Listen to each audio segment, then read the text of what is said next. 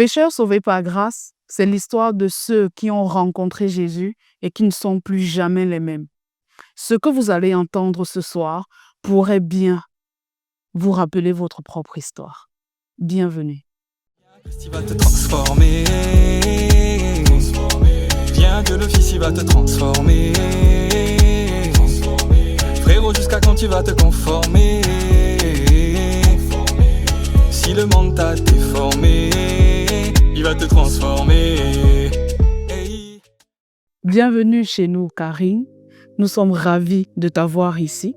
Est-ce que tu pourrais te présenter en quelques mots pour ceux qui nous regardent? Merci Prisca.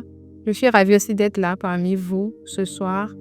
Si je devais me présenter, je suis Cynthia Karine Kakadié à l'état civil et je suis auditeur interne de profession.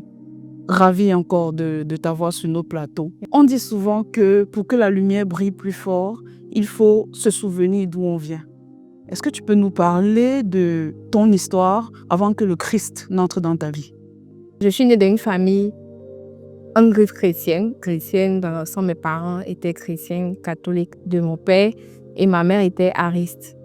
Du moins, est ariste. Et moi, j'étais catholique. J'allais à l'église catholique. Je suis née dans une famille vraiment aimante avec j'ai envie de dire des parents poules, quoi. Donc, qui étaient très protecteurs et tout.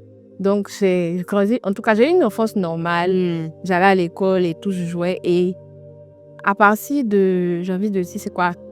Au CM. À partir du CM, j'avais à la maison. Bon, depuis que je suis née, j'ai grandi avec une tante qui est la petite sœur à ma maman. Et j'ai envie de dire, c'est elle qui m'a vraiment éduquée, quoi, parce que c'était la tante qui était toujours là à me recadrer. Bon, parce que on se ressemble quand même un peu, du teint et tout ça.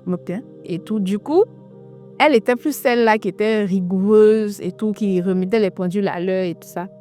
Et dès 9 ans, moi, j'ai commencé à vivre des expériences, surtout avec le Seigneur. J'ai envie de dire ça parce que je faisais beaucoup de songes et j'allais lui en parler parce que c'était la femme dans la maison qui était évangélique déjà. Donc, elle était un peu différente de l'approche avec mes parents et tout ça. Donc, elle m'évangélisait déjà, elle me parlait du Seigneur, elle m'emmenait à lire la Bible et tout. Chaque soir, on devait lire la Bible. Donc, c'était ça. Et donc, quand j'avais des expériences comme ça, c'est à elle que j'en parlais, je lui expliquais. Je me rappelle que j'ai eu un songe, je lui avais vu l'enlèvement même. Et tout. Donc, c'est elle qui m'avait interprété ça pour me dire, c'est dans l'Apocalypse, va lire et tout ça. Ok. Du coup, c'était un peu ça. Mais après, elle était plus dans une approche de, faut pas si accepte le Seigneur. Okay. C'est qu'il faut que tu changes à 9 ans, j'imagine. Tu es au CM, tu veux jouer avec tes amis, mais on te recadre un peu et tout ça. Et donc, c'est comme ça que j'ai grandi avec mes frères aussi. Et je dirais que j'ai pas vraiment manqué. J'avais mes parents qui étaient disponibles pour moi. Et je sortais avec mes parents, bon, plus avec mon papa, parce que j'avais une relation très, très fusionnelle avec mon père. Donc, c'était vraiment le papa poule qui était toujours là, même aux journées portes ouvertes et tout. Il était vraiment présent. Ok. Donc, sauf que tu es piqué, j'ai envie de dire, par le virus de la curiosité, de l'envie de découvrir. Oui, quand même. Bon, à partir de, j'ai envie de dire, de la 6e, 6e, 5e, c'était toujours le jeu d'enfant et tout, l'excellence à l'école et tout ça. Et c'est à partir du second cycle, c'est-à-dire après le brevet, qu'on arrivait en seconde et tout ça, il y a eu comme un changement. J'avais de nouveaux amis. Quand je dis nouveaux amis, c'est pas que j'avais plus mes amis du premier cycle, mais on avait comme une nouvelle mentalité de se dire on est devenu un peu plus grand, on veut découvrir d'autres choses et tout ça. Et c'est à partir de ce moment-là que j'ai commencé à découvrir ce que c'était que les airs par-ci. Et c'était des moments où on se retrouvait pour boire de l'alcool et tout. Il y avait plein de garçons, de filles. En tout cas, c'était vraiment de ce genre de moments-là. Et moi, j'étais plus... J'entendais souvent mes amis parler de tu es dépucelée, est-ce que tu es déviergée et tout ça. Mais je ne savais pas trop c'était quoi, mais bon, plus on en parlait, j'avais envie de découvrir ce que c'était, ce que ça faisait. Mais à la maison, c'était vraiment carré, quoi. Même si tu sors, il y avait le couvre-feu et tout. Et ma maman, c'était la dame, c'est-à-dire tu es enceinte à des kilomètres, elle te détecte. Ou bien même quand... Du coup, donc, moi, j'avais vraiment peur. Je me disais, mais si j'ai fait ça, c'est que direct, elle saura que voilà. Et c'était en plus, ma maman, c'était la dame qui était très aussi ribose. Plutôt par contre, mon père, il était très doux, l'approche très douce. Donc, moi, j'avais peur de ça. Je me suis dit, si je teste, c'est clair que elle saurait son premier coup. Et c'est comme ça qu'en seconde, j'ai eu mon premier gars. Genre, c'était mon copain à l'école et tout. Et en vacances de seconde, qu'on devait passer en première, on a décidé de sauter le pas. Et moi, j'avais vraiment peur. Et c'était l'engagement. Je m'étais dit, au vu des enseignements que ma tante me donnait, comme quoi quand tu te maries, que tu dois avoir des rapports, je me disais, si je fais avec lui, on va se marier. Et lui aussi, il était prêt pour ça. Et tout, c'est comme, on était tous deux puceaux et tout ça. Et donc, quand ça s'est passé, j'ai eu peur la première fois, mais après, quand on est passé à l'acte, quand je suis rentrée ce jour-là, je me suis dit, on va m'attraper. Ça, c'est sûr qu'elles vont tous découvrir. En fait, tu avais le sentiment que c'était écrit, tu l'as en France. En fait, sur mon habit, sur mon vêtement, je me suis dit, sur le vêtement, ils vont savoir que ton vêtement est sale et tout. Mais ce jour-là, elles ne m'ont pas attrapé. La soirée est passée normale, les semaines. Donc, je me suis dit, Donc, elles m'infligeaient peut-être une peur, une crainte. Donc, je me suis dit, si elles ne m'ont pas attrapé, c'est qu'on peut continuer. Et donc, ça ouvrait une vanne. Voilà. Et ça a été. Et puis, après, j'ai envie de dire que ma première expérience, je ne l'ai pas appréciée. Donc, je m'étais dit, peut-être que ce n'est pas avec ces personnes-là que ça devait marcher. Et on a arrêté. Et c'est à partir de ce moment-là que avec les rencontres, je dis les éparsis qu'on avait, les flirts pendant les éparsis, c'est à partir de ce moment-là que je me suis mise à, j'ai envie de dire, multiplier les rencontres, avoir des relations avec des personnes que tu rencontrais à peine et tout. Et de fil en aiguille jusqu'en terminale et tout. Et en terminale, par contre, il y avait en ce moment-là une plateforme qu'on appelait Skyblog et tout, où on se connectait. On créait comme un blog avec des photos et tout ça. C'était première terminale. Et c'est comme ça que sur cette page-là, moi, j'ai rencontré un gars et tout. On a commencé à discuter et on commençait à vraiment causer. Et ça a été, j'ai envie de dire, ma première relation officielle où c'était vraiment sérieux, où c'était... J'ai envie de dire, tu vois un peu le truc. Du coup, c'était lui mon titulaire. Mais, étant donné que j'avais déjà d'autres rencontres avec qui, si il y avait un coup du soir, ça passait. Je n'avais pas fermé ces portes-là. Mais j'avais ce titulaire-là. Et c'était vraiment une relation, j'ai envie de dire. On se voyait tout le temps, chaque jour. Donc, t'imagines, avec une vie sexuelle très désordonnée, malgré qu'on se voyait chaque jour, ça ne me dérangeait pas, en fait, d'aller avec d'autres personnes. Et aussi, il y avait ce péché-là, le mensonge. Oui, bien sûr, parce que qui dit double vie, dit que tu dois pouvoir t'en sortir au milieu de tout ça. Et c'est comme ça que je me rappelle qu'une fois, j'étais allée traficoter avec un autre gars et on devait se voir. Non, on ne devait pas se voir, c'est lui qui a dit, viens et tout ça, je t'attends. Et du coup, je réfléchissais quel mensonge créer et tout ça. Mais pif, à la vitesse de la lumière, quoi. Limite, le jour là, je me suis dit, waouh, comment tu peux mentir comme ça et tout. Et c'était vraiment ça ma vie. C'était vraiment, j'ai envie de dire, c'était pas très beau à voir, mais c'était ça. Mais j'étais à un moment fatiguée, mais ça me dérangeait pas plus que ça. Jusqu'à ce que hier, cette rencontre, j'ai envie de dire, jusqu'à ce que tu aménages avec une personne spéciale. Oui, très spéciale, très, très spéciale. C'était une colocatrice que j'ai rencontrée et bizarrement, elle avait le même prénom que moi. Cynthia, elle s'appelle Cynthia. Et elle était plus âgée que moi, mais on était très complices, très amis, pas complices, mais très amis. Où elle n'avait pas de mal à passer du temps avec moi les soirs. On discutait de tout en fait. Et moi, elle était chrétienne, évangélique, convertie, j'ai envie de dire, parce que je ne vais pas parler plus de sa confession de mais elle était, comme j'ai envie de dire, aujourd'hui, je sais qu'elle était convertie. Mais elle était particulière, au vu de ma tante qui était convertie, mais qui avait une approche très, je sais pas, très... dogmatique, on va dire. Oui. Et plus dans le sens, tu ne dois pas compter de mèches. En dehors de restrictions. Beaucoup d'interdictions. D'interdits. Tu ne dois pas te maquiller et tout ça. Mais je rencontrais cette dame-là qui était simple. Elle se maquillait, elle sortait, elle portait ses pantalons, se parfumait bien et tout. Mais elle était très brillante. Limite, je ne travaillais pas avec elle, parce que moi, j'étais étudiante. Elle travaillait, mais elle était brillante. Dans sa façon de parler même de son travail et de ses primes qu'elle avait, je pouvais voir qu'elle était intelligente et elle était éloquente aussi. Ça, c'est quelque chose qui me marquait. Et elle m'emmenait en fait à m'approcher de la parole. Parce que quand on parlait, à chaque fois, elle disait pas forcément « Ah, Jésus, Jésus », mais elle va quand même parler de Jésus dans ce qu'elle va dire, parce qu'elle me parlait de son témoignage. En fait, elle a plus témoigné de Jésus, de ce que Jésus avait fait pour elle. Du coup, quand elle parlait, franchement, elle utilisait toujours des versets, mais sans pour autant dire Matthieu tant et tant. Mais je savais que ça venait de la Bible. Okay. Et c'est ce qui m'a emmenée à chercher, à savoir comment elle arrive à être éloquente, brillante au travail et tout ça, et puis avoir cette vie en crise et tout. Et tu me disais en off que malgré la vie que tu menais, tu ne te sentais pas jugée dans son regard, dans son approche. Pas du tout, franchement, pas du tout. Elle savait que, je me rappelle quand on était ensemble, j'avais un copain qui était là, et puis j'avais un autre copain à l'étranger. Mais elle ne me jugeait pas, elle me donnait plus de conseils dans le sens, il faut que tu saches comment marcher et tout, savoir qui choisit, tout ça. Mais elle ne m'avait jamais jugée comme quoi, c'est le péché, sors du péché, mais c'était plus... Elle était tout le temps là pour moi. Ok. Et aussi, elle me partageait ses temps à l'église. C'est-à-dire qu'elle allait les dimanches, quand elle revenait, aujourd'hui on a fait ça, on a fait ci.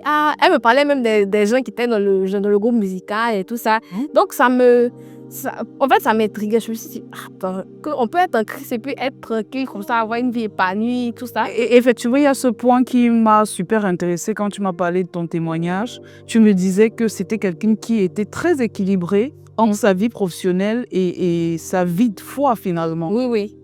Oui, elle n'avait pas de... C'est-à-dire, elle alliait les deux, en fait. Tu ne sentais pas qu'elle était trop submergée par la vie en Christ. Oui. Où on se dit, c'est une vie has-been, ou c'est le passé et tout, c'est des trucs. Mais elle alliait les deux. Ok. Et elle était vraiment, j'ai envie de dire, franchement, elle était un modèle pour moi.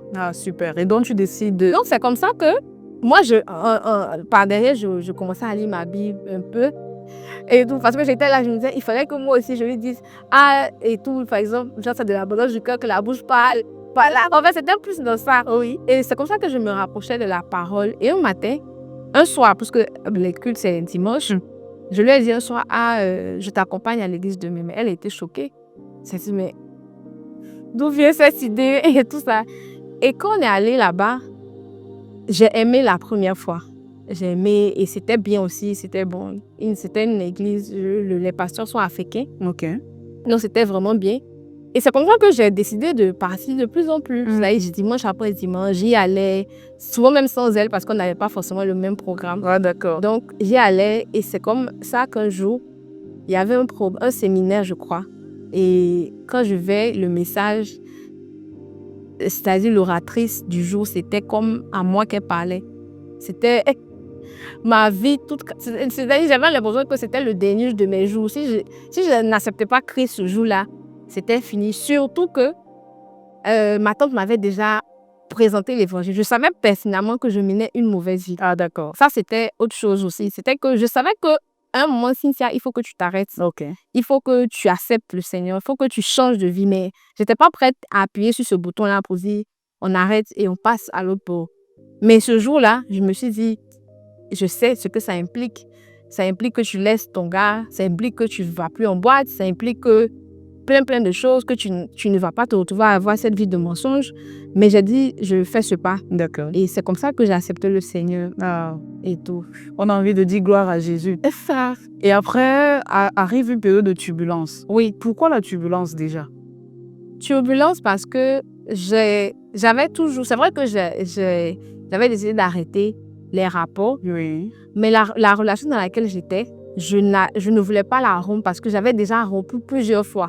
Et j'étais plus dans une attitude de dire, je ne veux pas le blesser parce que je l'avais déjà plusieurs fois blessé. Donc, c'était, on a plus de rapport. Il était d'accord pour ça. Oui. Mais on était toujours ensemble. D'accord. On était toujours ensemble, mais... Et après, bon, comment on appelle ça? Je devais, comme je dis, faire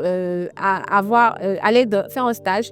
Et c'est pendant ce stage-là que j'étais éloignée de l'église. Ok, la communion fraternelle. Voilà, j'étais éloignée parce que quand j'assistais le Seigneur, bon, j'étais plus l'église, j'avais les réunions en semaine, les dimanches et tout ça. Donc, il y avait quand même une certaine discipline autour de moi parce qu'on te check quand même. Oui. Et tout plus que tu es nouvelle dans la foi. Et quand je suis allée en stage, j'étais éloignée de l'église. Et c'est en ce moment-là que je n'avais pas mis ces verrous-là. Et tout. Et je me souviens même que le pasteur qui nous encadrait m'avait quand même dit ne va pas, genre reste pour faire le stage ici. Mais j'ai dit non, que j'ai pas eu le stage, donc je pars. Et comme par hasard, je tombe, je rechute et tout. Et quand j'ai rechuté, je me suis dit waouh, après ce temps-là, c'est vrai que j'étais pas encore passée par les eaux du baptême, mais j'avais accepté le Seigneur, je menais une vie vraiment rangée. Oui. Et quand je suis retournée pour soutenir et tout ça, je lui ai dit, je devais lui faire un compte rendu de ton séjour. Mon séjour. Sérieux? Voilà. Et j'ai avoué ce qui s'était passé et tout. Mais il m'a quand même rappelé que tu vois que je t'avais dit reste et tout. Mais c'était dans le but de me rappeler que le Seigneur m'aimait. Et que c'était pour ça qu'il ne voulait pas forcément que j'y aille. Qu'il voulait que je sois quand même affermie. Oui. Et vraiment affermie avant de retourner et tout ça. En fait, tu touches le mot. Tu avais besoin d'un certain affermissement dans cette nouvelle foi que tu venais de professer.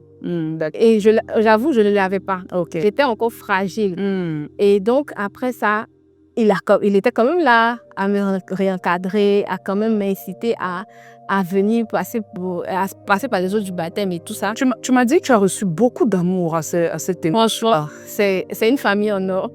C'est une famille en or et ils étaient tout le temps là.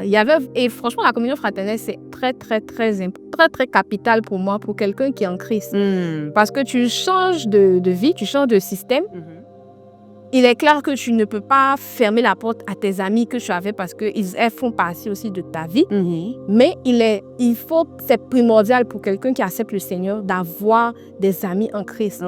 D'avoir de renouer en fait, d'avoir un commencement nouveau. Comme de toute façon, on est de nouveau. Oui. Donc, on doit s'habituer à des personnes nouvelles qui sont en Christ, qui pourront nous prodiguer aussi des conseils, bien nous partager leurs témoignages. Et donc, tu te relèves porté par cet amour. Et tu engages le parcours, j'ai maintenant envie de dire, du nouveau converti. Voilà. Un parcours d'affermissement. D'affermissement et sauter par les eaux du baptême. Et tu arrives aux eaux du baptême. On a envie de dire gloire à Dieu. Et donc, depuis les eaux du baptême, qui est Karine? Depuis les eaux du baptême, Karine... Et Karine même est venue après les eaux du baptême. C'est-à-dire quand j'ai donné le prénom Karine parce que je me suis dit, je change de vie vraiment. Ah, d'accord.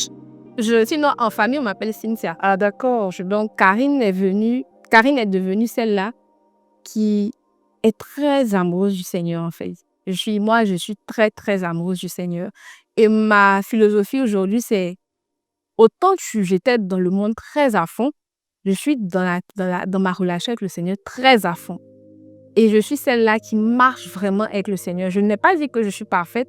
J'ai des défauts et tout. Mais mon amour pour le Seigneur, ça croît de jour en jour.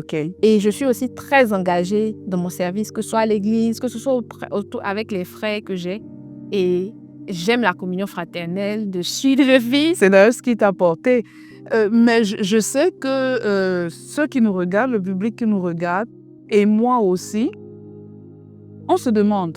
On a bien vu qu'avant que Jésus n'entre dans ta vie, avant que le Christ n'entre dans ta vie, on a quand même affaire à une Cynthia, très sautillante là, qui va d'une relation à une autre. Et on est curieuse de savoir ce qu'il en est, comment tu t'en es en sortie, qu'est-ce qui t'a drivé ensuite?